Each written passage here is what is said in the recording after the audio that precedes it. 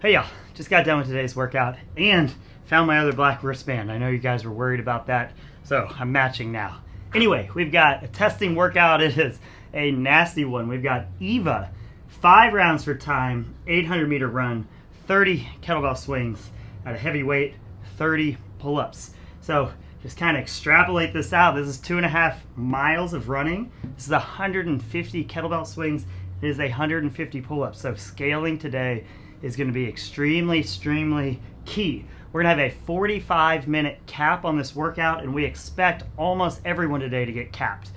The best in the gym are going to be able to finish this one under the time cap, but again, it comes down to you got to have that combination of really being good at everything, being able to grind long, slow workouts, really good at body weight stuff, good at running, and good at handling weight.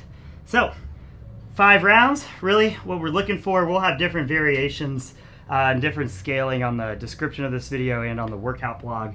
But really what we're looking for is just for you to put your mindset in the fact that we've got a long 45 minute workout and just kind of pacing that first round accordingly. It's going to be really easy to come out the gate on that run feeling good and just kind of run a little too fast. It's going to be real easy to come in and do a big set or a big couple sets of kettlebell swings, and then it's also going to be pretty easy to come in after that and still be able to do a lot of pull-ups. So this workout really starts to show its face on that second run, and then you just have to keep chipping away one round at a time. So here's what I recommend. Run like you've got a 45-minute run to do. If you were going to only run for 45 minutes, what would that pace be? Come out with that pace.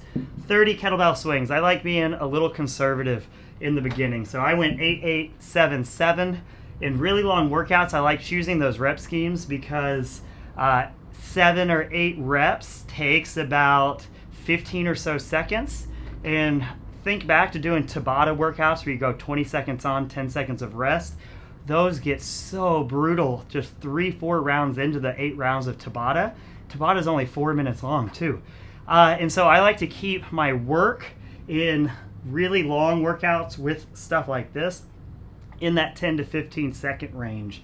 So it's going to be real easy, especially in the beginning, to come out. Kettlebell swings are kind of those weird things where during the set you don't always feel that bad. And it's not until you put the kettlebell down and you stand back up and then it kind of hits you like a wave what that previous set just did to you. So that's what I recommend, 8-8-7-7. I came out and I played around with it. I went 8-8-7-7. The start of my next one, it was feeling really good. Like I said, it always feels good during it. It's when you put it down. So I went 15-15 on the second round and immediately it was like, that's too much. Then on the third round, I came out and I did 10-10-10. That was too much also. So 8-8-7-7 is what I wish I would have just stuck with the whole time. But you can see being conservative like that had me questioning it. And I wish if I could go back and do it again, I'd go 8-8-7-7 the whole way through and not get caught up in kind of testing the waters. But feel free to test the waters if you want, but just know just because you come out with a rep scheme or you test a rep scheme doesn't mean you have to stick with it. So play around with things, see what works best for you. But I knew pretty quickly that 15-15 was bad news. And then once I kind of got my second set of 10 in, I knew that was going to be too much, but I went ahead and finished it with 10 anyway. And then 8-8-7-7 was kind of the Goldilocks zone for me. For pull-ups, I was really struggling with the skin of my hands. So I honestly just did the first 30 as pull-ups, and then I did ring rows the rest of the time just to save my hands. It's 150 pull-ups, it's a ton. So for me, if I'm going to do 100 or more pull-ups, my shoulders, my hands, everything has to really be feeling good. It's kind of like if I'm going to bound box jumps, everything's got to really be feeling good if I'm going to really test those things out. And today it just wasn't. So I put more of a focus on what the stimulus of this workout is. It's a long, slow grind. So I went on my pull-ups. I did the same rep scheme, 8-8-7-7. And that's probably pretty good. So like 4 sets for both these kettlebell swings and pull-ups is probably going to be the way to go. And then on the ring rows, the funny enough is I dropped it a ton. I was doing 4s and 3s. So I was doing like 10 sets. So kind of keep that in mind. On the kettlebell swings, you probably want 5 sets at most.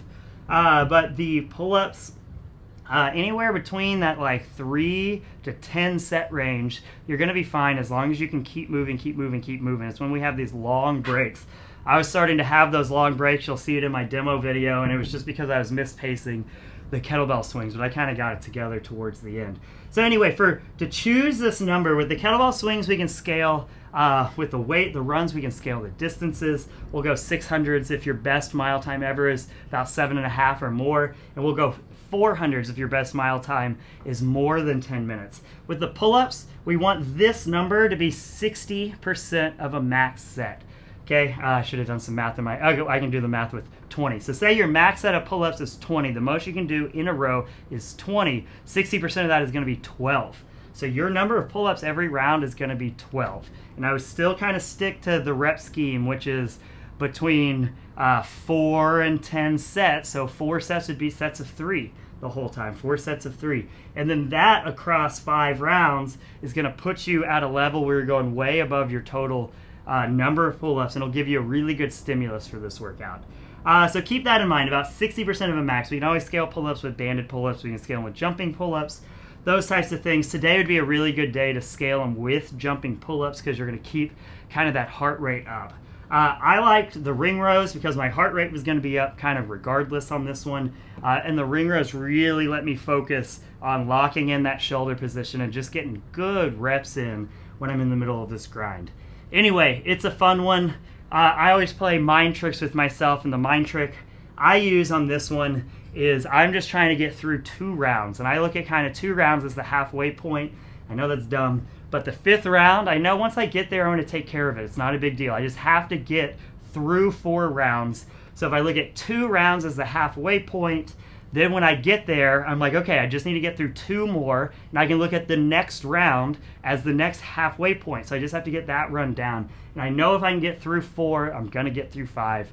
I know it doesn't make any sense, but it makes sense for me in the middle. And when it's really, really hard in the middle of round 2, instead of thinking I'm only a round and a half in a 5, I'm thinking I'm almost to my halfway point. I'm almost done with 2 rounds. I just got to finish the second one.